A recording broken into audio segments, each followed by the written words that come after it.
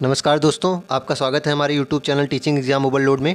दोस्तों, जैसे कि अब लास्ट समय चल रहा है, पेपर अब 20 अगस्त को बहुत ज़्यादा दिन नहीं बचे हैं। तो अब आप लोगों को क्या करना चाहिए, अब आप लोगों को कोर्स तो लगभग ख़त्म ही कर लिया होगा सब लोगों ने। हमारी जो ईवीएस की मैराथन क्लास है 5 घंटे की, उसको भी हमने अपलोड कर दिया है, उसको भी आप देखिए। 5 घंटे की मैराथन है जिसमें संपूर्ण ईवीएस ख़त्म कर दी गई है। तथा अब लास्ट में आपको क्या करना चाहिए, अब आप लास्ट में प्रैक्टिस सेट लगाना चाहिए और देखना चाहिए कि आपकी दिक्कतें किस पोर्शन में हो रही हैं, आपकी स्ट्रेंथ कहाँ है और वीकनेस कहाँ है। तो उसके अंतर्गत आपको क्या करना चाहिए, आपको प्रैक्टिस सेट लगाने चाहिए बस। तो उसी के अंतर्गत आज हम 30 क्वेश्चन की जो क्लास लेंगे ईवीएस की, जिसमें 30 क्वेश्चन होंगे। 10 जनवरी के 15 क्वेश्चन होंगे जो, और 11 जनवरी के 15 क्वेश्चन होंगे। तो चलिए बिना किसी देरी के सेशन को शुरू करते हैं।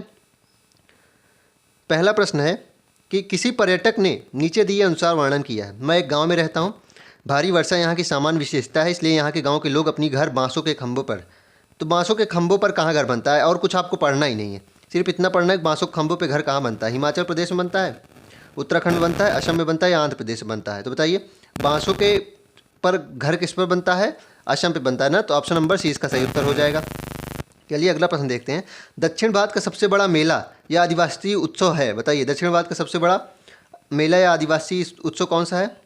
तो वह है समक्का सारालम्मा जतारा। समक्का सारालम्मा जतारा, ये दक्षिण भारत का सबसे बड़ा मेला। ये एक दो प्रश्न जो इस बार आने लगे थे, किसी एक्स्ट्रा बुक से आ रहे थे ना, वो उनमें से एक दो प्रश्न है। इसका आंसर हो जाएगा समक्का सारालम्मा जतारा। प्रश्न तीन है कि यह एक सामाजिक चिंता का विषय है कि भारत में बहुत से शहरों में मल जल अब भी, बताइए, मशीनों द्वारा साफ किया जाता है, मैला ढोने वालों के द्वारा हाथों से सफाई की जाती है, सबसे अच्छी सुविधा है, या निजी कंपनियों के स्वामित्व में है। तो सबसे ज़्यादा दिक्कत किस में है कि या अभी मैला ढोने वाले के द्वारा हाथों से सफाई की जाती है। तो जो मैला ढोने वाले लोग हैं उनके हाथों से मल जल जो होता है उसकी सफाई की जाती है। तो सबसे बड़ी दुविधा की विषय यही है। प्रश्न 4 है पोचमपल्ली नाम है, बताइए पोचमपल्ली किसका नाम है। लोक चित्रकला का जो विशेष रंगों से बनाई जाती है, साड़ियों का जिन पर पारंपरिक रंगाई के ज्यामितीय नमूने होते हैं, बकरियों की किस्म का, या फिर प्राचीन भारतीय मंदिरों की श्रेणी का। तो पोचमपल्ली बताइए तेलंगाना की है ना, साड़ियों की जिन पर पारंपरिक रंगाई के ज्यामितीय नमूने होते हैं। तो पोचमपल्ली क्या है, वो साड़ियाँ हैं जिन पर पारंपरिक रंगाई के ज्यामितीय नमूने होते हैं। तो ऑप्शन नंबर 20 का सही उत्तर हो जाएगा। प्रश्न 5 है कि नीचे दिए गए कथनों पर विचार कीजिए। लेफ्टिनेंट कमांडर वहीदा प्रिज्म भारतीय नौसेना में डॉक्टर हैं। वहीदा प्रिज्म एक बहुत छोटे गांव से हैं और उनकी पढ़ाई सरकारी विद्यालय में हुई है। वहीदा प्रिज्म पहली महिला हैं जिन्होंने एक परेड की कमान संभाली है, और वहीदा प्रिज्म मेडिकल ऑफिसर हैं और रोगियों को दवा ही देती हैं। तो बताइए कौन सा ऑप्शन इसमें सही है। ओनली ए और डी, ए बी सी और ए बी डी। तो इसमें कौन कौन सा सही है। वहीदा प्रिज्म भारतीय नौसेना में डॉक्टर हैं, बिल्कुल हाँ ये सही है। वहीदा प्रिज्म एक बहुत छोटे गाँव से हैं, बिल्कुल ये भी सही है। और ऑप्शन नंबर सी है कि वहीदा प्रिज्म जो हैं वह पहली महिला है जिन्होंने एक परेड में, हाँ ये भी सही है। तो option number A B C सही है, डी गलत है। वहीदा प्रिज्म मेडिकल ऑफिसर नहीं है, डी गलत है, वो नौसेना में थी। तो ऑप्शन नंबर सी इसका सही उत्तर हो जाएगा। ए बी और सी इसके सही आंसर हैं। चलिए अगला प्रश्न देखते हैं। वाराणसी की कढ़ाई की अद्वितीय कला है, बताइए वाराणसी की कढ़ाई की अद्वितीय कला कौन सी है। जरदोजी, तोड़ा, फुलकारी या कंथा। तो बताइए प्रश्न 6 का उत्तर क्या हो जाएगा। वाराणसी की कढ़ाई की अद्वितीय कला क्या कौन सी है, जरदोजी है। जरदोजी जो है वह वाराणसी की कढ़ाई की अद्वितीय कला है। ये जो बहुत ज़्यादा टफेस्ट प्रश्न के मैं प्रश्न ले रहा हूँ, अगर आप इसको लगा ले रहे हैं तो समझिए आपकी तैयारी बहुत अच्छी है। तो वाराणसी की कढ़ाई की अद्वितीय कला कौन सी है, जरदोजी है। प्रश्न 7 है कि अंतरिक्ष की यात्रा के लिए निम्नलिखित में से किसका उपयोग किया जाएगा। एक उपग्रह का करेंगे आप प्रयोग, नहीं। एक हवाई जहाज़ का नहीं करेंगे, एक उल्कापिंड का थोड़ी ना करेंगे। एक रॉकेट का, अंतरिक्ष की यात्रा अगर करनी है तो आपको एक रॉकेट का उपयोग करना है। तो ऑप्शन नंबर 20 का सही उत्तर हो जाएगा। प्रश्न 8 देखते हैं कि लोग गांवों से शहरों और कस्बों की ओर स्थानांतरित होते हैं। तो बताइए क्यों होते हैं स्थानांतरित। बेहतर स्वच्छता तथा खुली जगह के लिए, नहीं ऐसा नहीं है। गाँव में ज़्यादा अच्छी स्वच्छता और जगह खुली होती है। बेहतर गुणवत्ता की वायु के लिए, बेहतर रोजगार के अवसर के लिए, या फिर बेहतर गुणवत्ता का जल। तो शहर में क्यों स्थानांतरित होते हैं गाँव के लोग, बेहतर रोजगार के अवसर के लिए तथा शैक्षिक सुविधाएं वहाँ अच्छी हैं इसलिए। ऑप्शन नंबर सी इसका सही उत्तर हो जाएगा। अगला प्रश्न देखते हैं। प्रश्न 9 है कि हम शहरी क्षेत्र में यह देखते हैं कि अधिकांश कुएं जो लगभग 40 वर्ष पूर्व पानी भरने के लिए उपयोग किए जाते थे अब सूख गए हैं। इन कुओं में पानी के सूखने के नीचे दिए गए संभावित कारण पर विचार कीजिए। तो प्रश्न 9 के ऑप्शन है कि कोई भी कुआं का उपयोग करना नहीं चाहता है क्योंकि सभी घरों में टोटियां लगी हैं, ऑप्शन बी है कि लोग विद्युत मोटर द्वारा भौम जल का खींचना पसंद करते हैं। सी है कि पेड़ों, कुओं और आसपास की ज़मीन को अब सीमेंट कोलतार द्वारा ढक कर वातावरण को साफ बना दिया गया है। या डी है कि जिन झीलों तालाबों में वर्षा का पानी इकट्ठा होता था अब वहाँ नहीं है, उन स्थानों पर ऊंचे भवन देखे जा सकते हैं। तो प्रश्न 9 का उत्तर क्या हो जाएगा कि लोग अब विद्युत मोटर द्वारा भौम जल खींचना ज़्यादा अधिक पसंद करते हैं। यही इसका सही उत्तर है। प्रश्न 10, सॉरी इसके कई उत्तर हो सकते हैं, तो देखते हैं इसमें कौन कौन से उत्तर हो जाएंगे। प्रश्न 9 के इसमें हो जाएगा बी, सी और डी। हाँ, बी, सी और डी हो जाएगा। ऑप्शन नंबर 20 का सही उत्तर हो जाएगा बी, सी और डी। ए क्यों नहीं होगा कि कोई भी कुओं का उपयोग करना नहीं चाहता क्योंकि सभी घरों में टोटियाँ लगी। सभी घरों में टोटियाँ नहीं लगी हैं, ये गलत है। सभी घरों में टोटियाँ थोड़ी ना लगी हैं, कुछ घरों में टोटियाँ नहीं हैं, वो नल से पानी भरते हैं। तो ऑप्शन नंबर 9 का क्या हो जाएगा, बी आंसर हो जाएगा। प्रश्न 10 है कि योग दिवस के समारोह के उपलक्ष्य में एक ईवीएस का अध्यापक निश्चय करता है कि वह 5वीं कक्षा के छात्रों को विश्व की योग राजधानी के भ्रमण पर ले जाएगा, जिसका नाम है, बताइए। प्रश्न 10 का उत्तर बताइए कि योग राजधानी विश्व की कौन सी है। रानीखेत, ऊटी, ऋषिकेश या गंगटोक। तो बताइए विश्व की योग राजधानी कौन सी है। ऋषिकेश है ना, इसको तो सबको पता होना चाहिए, करंट अफेयर्स के ये जो प्रश्न है बहुत इंपॉर्टेंट है। तो विश्व की योग राजधानी कौन सी है, ऋषिकेश है। तो ऑप्शन नंबर सी इसका सही उत्तर हो जाएगा। प्रश्न 12 है कि सड़कों का सर्वोच्च वर्ग जो अधिकतर 6 पथ या अधिक का होता है। तो बताइए जो 6 पथ के सड़क होते हैं उन्हें क्या कहा जाता है, बताइए। प्रश्न 12 का उत्तर बताइए। राष्ट्रीय राजमार्ग कहते हैं, वायु मार्ग कहते हैं, एक्सप्रेस वे कहते हैं, जल मार्ग। तो जो 6 लेन होते हैं उन्हें क्या कहा जाता है, एक्सप्रेस वे। नेशनल वे हाईवे कितने वे होते हैं, 4 पथ के होते हैं, 4 वेज होते हैं। 6 पथ वाले, 6 वे वाले एक्सप्रेस वे होते हैं, इसको आप ध्यान रखिएगा। प्रश्न 13 देखते हैं कि सिर पर मेरे ताज है, सुंदर नाच दिखाता हूँ, सुंदर पंखों पर नाज है, मैं हूँ। बताइए कौन, ये किसकी बात कह रहा है प्रश्न 13 में। प्रश्न 13 का उत्तर क्या हो जाएगा कि सर पे मेरे ताज है। तो क्या तोता के सर पे ताज है, नहीं।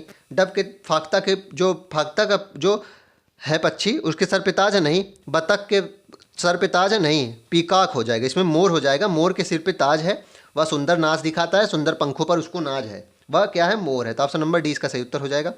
प्रश्न 14 है कि दमन और दीव की लोकप्रिय कला एवं शिल्पकारी है। बांस की शिल्पकारी, वर्ली चित्रकारी, पत्थर की शिल्पकारी या कछुए के कवच की शिल्पकारी। बताइए। तो प्रश्न 14 में क्या हो जाएगा, बांस की शिल्पकारी है, नहीं। वर्ली तो महाराष्ट्र की है। पत्थर की शिल्पकारी भी नहीं है, क्या हो जाएगा, कछुए की कवच की जो शिल्पकारी है वह दमन एवं दीव की लोकप्रिय कला है। तो इसका क्या उत्तर हो जाएगा, कछुए के कवच की शिल्पकारी। प्रश्न 15 देखते हैं। विटामिन तथा खनिज लवण को सूक्ष्म पोषक तत्व कहा जाता है। बताइए विटामिन तथा खनिज लवणों के सूक्ष्म पोषक तत्व को क्या कहा जाता है। इनको केवल कृत्रिम संपूरक द्वारा प्राप्त किया जा सकता है। इनकी कमी या अभाव में विविध प्रकार के रोग हो जाते हैं। मनुष्यों में इनकी आवश्यकता कम मात्रा में होती है या ये सभी खाद्य पदार्थों के महत्वपूर्ण घटक हैं। तो बताइए विटामिन तथा खनिज लवण जो होते हैं, विटामिन एंड मिनरल्स होते हैं, वह उनके बारे में क्या सही है कि इनको केवल कृत्रिम संपूरक द्वारा प्राप्त किया जा सकता, नहीं। इनकी कमी या अभाव से विविध प्रकार के रोग हो जाते हैं या मनुष्य में इनकी आवश्यकता कम मात्रा में होती है। बताइए। तो इसमें क्या हो जाएगा, इनकी कमी या अभाव में विविध प्रकार के रोग हो जाते हैं। तो ऑप्शन नंबर बी इसका सही उत्तर हो जाएगा। तो क्या हो जाएगा इसमें आंसर, ऑप्शन नंबर बी। चलिए अब अगला सेट के 15 क्वेश्चन देखते हैं। इसमें पहला प्रश्न है कि खमीरीकरण जो फर्मेंटेशन होता है वह क्या है। वह शर्करा को एल्कोहल में बदलता है, खमीर को एल्कोहल में बदलता है, या शर्करा को CO2 में, या फिर यीस्ट को या खमीर को CO2 में। तो बताइए फर्मेंटेशन क्या होता है। फर्मेंटेशन वही तो होता है, शुगर को जो एल्कोहल में बदला जाता है उसे क्या कहते हैं, फर्मेंटेशन कहते हैं। तो ऑप्शन नंबर ए इसका सही उत्तर हो जाएगा। प्रश्न 2 है कि आपका घर यक्ष पर स्थित है और बुकशॉप वाई पर स्थित है। यदि आपका घर बाजार के ठीक सामने है, बीच में व्यस्त राजमार्ग है जिस पर रोधक लगे हैं के कारण आप सीधे नहीं जा सकते हैं, आप पहले ठीक उत्तर में 100 मीटर जाते हैं, तो आप पहले क्या करते हैं, उत्तर में 100 मीटर जाते हैं, उसके बाद ठीक पश्चिम में 50 मीटर जाते हैं, तो पश्चिम में 50 मीटर जाते हैं,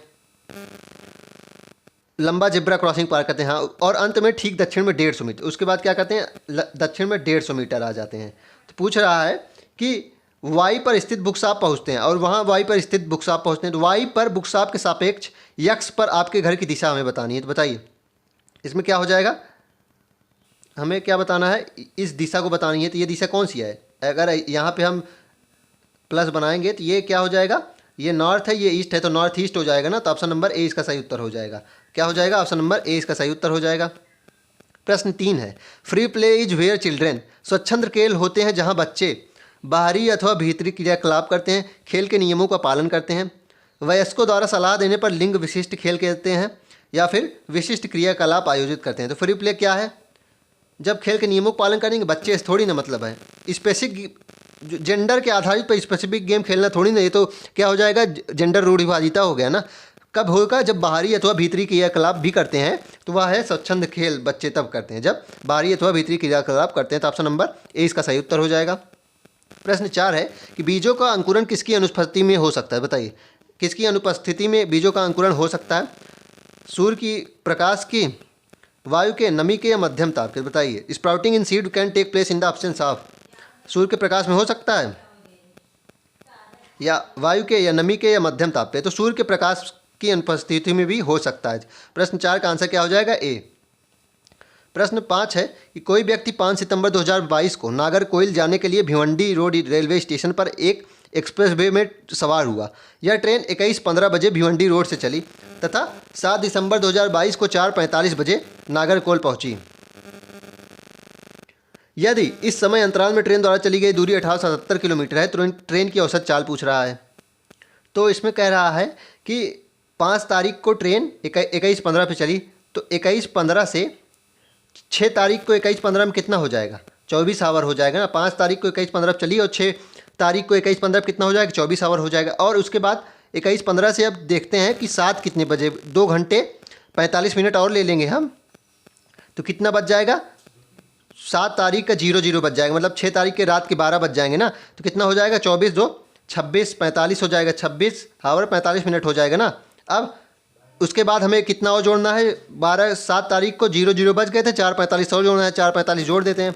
5 5 10, 4 4 8 1 9 प्लस 6 4 10 और 30 आवर 90 मिनट। इसको क्या कहते हैं? 31-30 कहते हैं। 31-30 हो गया ना। अब 31.5 हो गया ये। तो क्या 1877, 31 सही 1/2 से हमें भाग करना है। तो इसको भाग करेंगे जब हम, तो कितना आ जाएगा? 59.9 किलोमीटर प्रति आवर आ जाएगा। इसको आप भाग करके देख लीजिएगा 31 सही 1/2 को। 31 2 1 9 2 2 3 6। तो इसमें क्या करेंगे? 2 को ऊपर ले लेंगे, बाकी इससे भाग कर देंगे, 2 से गुणा कर देंगे, कितना आएगा? 59.9 किलोमीटर प्रति आवर आ जाएगा। तो ऑप्शन नंबर 20 का सही उत्तर हो जाएगा। प्रश्न 6 है कि पाश्चुरीकृत दूध का लगभग कितना गर्म किया जाता है फिर अचानक अति ठंडा करके भंडारण किया जाता है? तो बताइए, पाश्चुरीकरण दूध को कब कितना देर तक गर्म किया जा सकता है? प्रश्न 6 में क्या हो जाएगा? 15 मिनट के लिए 100 डिग्री सेल्सियस पे, या फिर 3 मिनट के लिए 100 डिग्री सेल्सियस पे, या फिर 5 मिनट के लिए 70 डिग्री सेल्सियस पे, या 15 से 30 सेकंड के लिए 70 डिग्री सेल्सियस पे। तो क्या किया जाता है?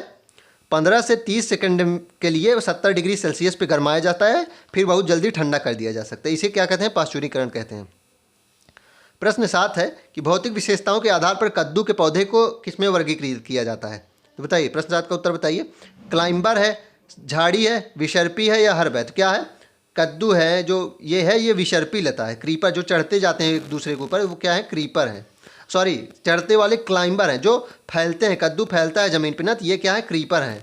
फैलने वाले क्रीपर कहलाते हैं। जो पेड़ पे चढ़ जाते हैं वो क्या कहलाते हैं? वो क्लाइंबर कहलाते हैं। तो ऑप्शन नंबर सी इसका सही उत्तर हो जाएगा। प्रश्न 8 है कि उंगलियों से छूकर एवं महसूस करके पढ़ने की क्रिया का प्रयोग उन लोगों द्वारा किया जाता है। तो बताइए, उंगली से छूकर कौन पढ़ते हैं? जो देख नहीं सकते हैं ना। तो ऑप्शन नंबर डी इसका सही उत्तर हो जाएगा। प्रश्न 9 है कि वाष्पन के कारण शीतलन की प्रक्रिया तब धीमी होती है जब वायुमंडल में जल के खुले पृष्ठ का क्षेत्रफल, बताइए इसका उत्तर बताइए, कि वाष्पन के कारण शीतलन की प्रक्रिया तब धीमी हो जाती है जब वायुमंडल में जल के खुले पृष्ठ का क्षेत्रफल बढ़ता है और वायुमंडलीय ताप उच्च होता है, जब बढ़ता है और वायुमंडलीय ताप निम्न होता है, घटता है और वायुमंडलीय ताप उच्च होता है, या फिर घटता है और वायुमंडलीय ताप निम्न होता है। तो बताइए प्रश्न 9 में क्या उत्तर हो जाएगा? कि वाष्पन के कारण शीतलन की प्रक्रिया धीमी कब हो जाती है जानते हैं? जब एटमॉस्फेरिक टेम्परेचर, जब टेम्परेचर कम होगा तो वाष्पन की प्रक्रिया धीमे हो ही जाएगी। टेम्परेचर जब कम होगा तब वाष्पन की प्रक्रिया क्या होती है? घट जाती है और वायुमंडलीय ताप भी निम्न होना चाहिए। ऑप्शन नंबर डी इसका सही उत्तर हो जाएगा। अगला प्रश्न है प्रश्न 10, बुंदेलखंड क्षेत्र की फुर्तीली नृत्य शैली है, बताइए बुंदेलखंड क्षेत्र की फुर्तीली नृत्य शैली कौन सी है? स्वांग, मटकी, भगोरिया या लावड़ी? तो बताइए, लावड़ी तो महाराष्ट्र की है, इसमें क्या हो जाएगा? बुंदेलखंड क्षेत्र की फुर्तीली नृत्य शैली कौन सी है? स्वांग है। तो ऑप्शन नंबर ए इसका सही उत्तर हो जाएगा, स्वांग। प्रश्न 11 देखते हैं कि पौधे के संदर्भ में सही विकल्प की पहचान करिए। बताइए, पौधे भूरक्षण को रोकते हैं, मृत एवं सूखी पत्तियां उर्वरक एवं कीटनाशक बनाने के लिए प्रयुक्त की जाती हैं, पशु पौधों का आश्रय प्रदान करते हैं, या पौधे हमें बीज प्रदान करते हैं जिनसे कुछ खाए जा सकते हैं। बताइए तो क्या मृत और सूखी पत्तियों को कीटनाशक में प्रयोग किया जाता है? नहीं, ये तो गलत हो जाएगा। उर्वरक के रूप में कभी कभी कुछ पौधे, कुछ पत्तियां हो सकती हैं जैसे नीम आदि के, लेकिन हमेशा नहीं, और कीटनाशक में तो कुछ नहीं प्रयोग किया जा सकता, तो बी गलत है।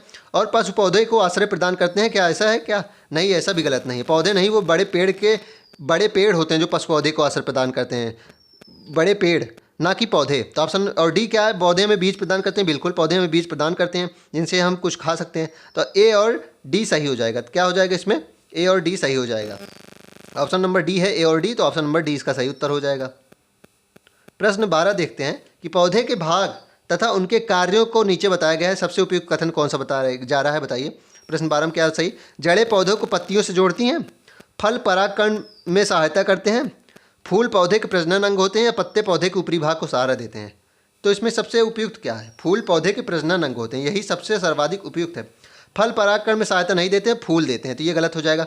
जड़ें पौधों को पत्ती से जोड़ती हैं, ये भी गलत है। पत्ते पौधे के ऊपरी भाग को सहारा देते हैं, ये भी गलत है। ऊपरी भाग को पौधे के सहारा पत्ते नहीं, तने देते हैं, तो ऑप्शन नंबर सी सही हो जाएगा इसका। प्रश्न 13 है कि निम्नलिखित में से भारत के संघ शासित प्रदेशों का युगल चुनिए, बताइए। भारत के संघ शासित प्रदेश हो हमें चुनना है। प्रश्न 13 में देखते हैं, मिजोरम और लक्षद्वीप, झारखंड और छत्तीसगढ़, लद्दाख और पुडुचेरी, जम्मू कश्मीर और नागालैंड। तो इसमें मिजोरम जो है वह स्टेट है, इसमें झारखंड और छत्तीसगढ़ दोनों स्टेट हैं, इसमें क्या है, इसमें नागालैंड स्टेट है। तो ऑप्शन नंबर सी जो होता है, लद्दाख और पुडुचेरी, ये दोनों क्या है, यूटी हैं, तो ऑप्शन नंबर सी इसका सही उत्तर हो जाएगा। हमें पेयर ऑफ यूनियन टेरिटरीज चुनना है, तो पेयर ऑफ यूनियन टेरिटरीज क्या हो जाएगा, ऑप्शन नंबर सी। प्रश्न 14 देखते हैं कि एक सांस्कृतिक उत्सव में श्रुति ने महाराष्ट्र की एक पारंपरिक साड़ी पोशाक पहनी, जिसका नाम है, बताइए। तो महाराष्ट्र की पारंपरिक साड़ी क्या है? नौवारी है ना, 9 इंच की साड़ी होती है, इसे क्या कहते हैं, नौवारी। ऑप्शन नंबर 20 का सही उत्तर हो जाएगा।